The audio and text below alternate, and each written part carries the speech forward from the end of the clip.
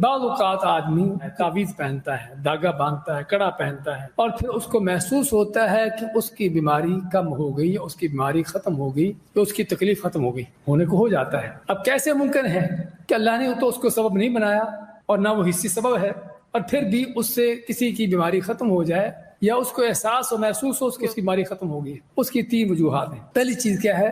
نفسیاتی شعور۔ کیا معنی ہے اس کا؟ ہاں، سوچتا ہے، اس کا مائنڈ ہوتا ہے کہ اس کے مائنڈ میں آتا ہے کہ اس سے شفا مل جاتی ہے۔ صرف اس کا ذہن ہے کہ میں یہ چیز کروں گا تو میری درد ختم ہو جائے گی، میری بیماری ختم ہو جائے گی۔ صرف اس کا ایک مائنڈ بنا ہوا ہے، اس کا ذہن پہلے سے بنا ہوا ہے، اور یہ چیز ہوتی ہے۔ بعض اوقات آدمی کے کسی چیز پر ایسا یقین ہوتا ہے کہ ہاں یہ چیز کروں گا تو ہو جائے گا، بس وہاں وہ چیز کرے گا، اگرچہ بیماری نہ بھی ختم ہو لیکن اس کو شعور ہوگا کہ میری بیماری کم ہو گئی، ختم ہو گئی۔ اس لیے بعض اوقات آدمی کڑا دھاگا، کچھ اللہ کو اس طرح کی چیز پہنتا کرتا ہے اور اس کو محسوس ہوتا ہے کہ اس کی تکلیف ختم ہوگی، اس کی بیماری وہ ختم ہی ہوئی تھی، لیکن صرف اس کا جو مائنڈ بنا ہوتا ہے اس کے مطابق اس کو محسوس ہوتا ہے۔ صرف ایک چیز یہ ہے۔ دوسری چیز کیا ہے؟ شیطان کی دخل اندازی، کہ شیطان کو اللہ نے بڑی قوت صلاحیتیں دی ہیں انسان کو ہر طرح سے گمراہ کرنے کی، ہر طرح سے اس کو بہکانے کی، ہر طرح سے انسان کو پریشان تنگ کرنے کی۔ تو شیطان کو اللہ نے طاقت دی ہے کہ انسان کے جسم میں داخل ہو، اس کے دل تک پہنچتا ہے۔ تو انسان جو دل تک پہنچ سکتا ہے وہ کیا باقی آپ کے جسم تک نہیں پہنچے گا؟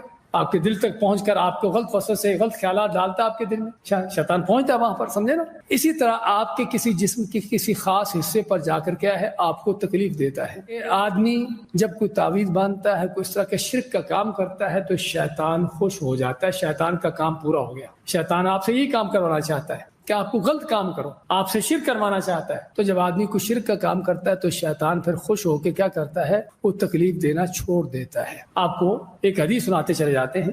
حضرت عبداللہ ابن مسعود رضی اللہ تعالیٰ عنہ کا نام تو سنا ہوگا نا آپ نے؟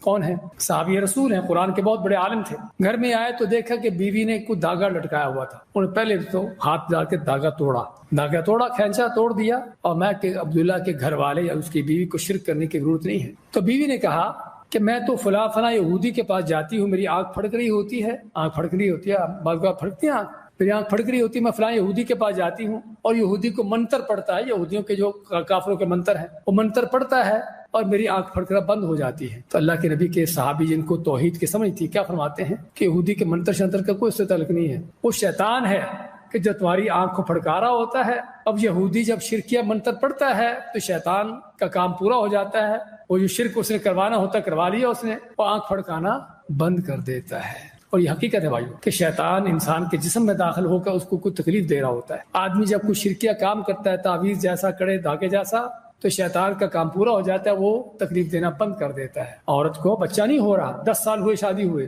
میڈیکل سے طرح طرح کے علاج کیے، آخر میں کوئی تعویذ، کوئی دھاگا، کوئی اس طرح کا شرکیہ کام کیا۔ اب شیطان نے کیا کیا ہوتا ہے؟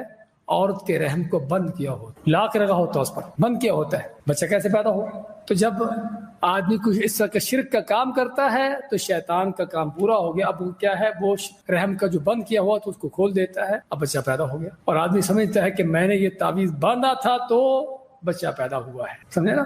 یہ تعویذ باندھا ہے تو مجھے شفا ملی ہے، یہ دھاگا کڑا پہنا ہے تو مجھے شفا ملی ہے۔ آدمی سے سمجھتا ہے۔ اس لیے میں چاہتا ہوں اس چیز کو مد نظر رکھیں کہ بعض اوقات آدمی غیر شرعی غلط کام کر کے بھی اس کو سمجھتا ہے کہ اسے شفا ملی، یا تو وہ ایک صرف اس کا مائنڈ ہوتا ہے، شعور ہوتا ہے، یا پھر اس کا شیطان ہوتا ہے جو اس کو تنگ کر رہا ہوتا ہے، تکلیف دے رہا ہوتا ہے، اور شیطان وہ تکلیف دینا بند کر دیتا ہے۔ تیسری چیز کیا ہے؟ تقدیر کی موافقت۔ اللہ نے ہر چیز کے ایک وقت لکھا ہوا ہے، مقدر کیا ہوا ہے۔ فرض کرو آدمی بیمار ہو گیا، اس نے علاج کروایا، میڈیسن ادھر ادھر سے، ڈاکٹروں سے، حکیموں سے، سال گزر گیا، 2 سال گزر گئے، یا وقت گزرا اور اس کی بیماری ختم نہ ہوئی۔ اللہ کی طرف سے مقدر تھا کہ اس کی بیماری 2 سال رہے گی۔ اللہ نے ہر چیز مقدر کی ہے۔